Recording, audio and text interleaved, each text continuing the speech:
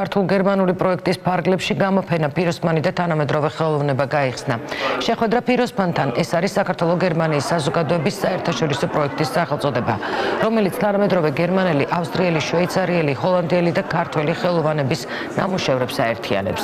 პროექტში 15 ქართველი და 30 უცხოელი ავტორი მონაწილეობს. მათ ბოლო 2 წლის განმავლობაში შექმნილი ნამუშევრები პიროსმანის შემოქმედებას დაუკავშირეს და ერთობლივად წარადგინეს გამოფენაზე.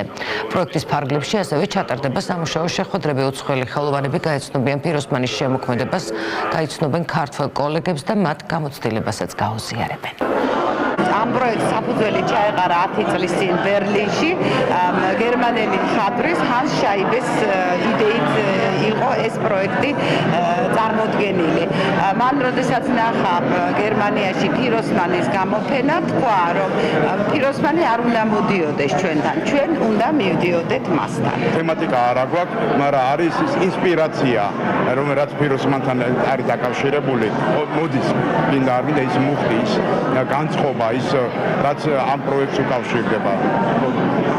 ეცნობიან მანამდე საქართველოს ხელოვნებას, პიროსმანის შემოქმედებას, კულტურას და აი ამის გავლენა, ამის ინსპირაცია იგრძნობა ყოველ ნამუშევარში, ყოველ თითოეული ხელოვანის შემოქმედებაში.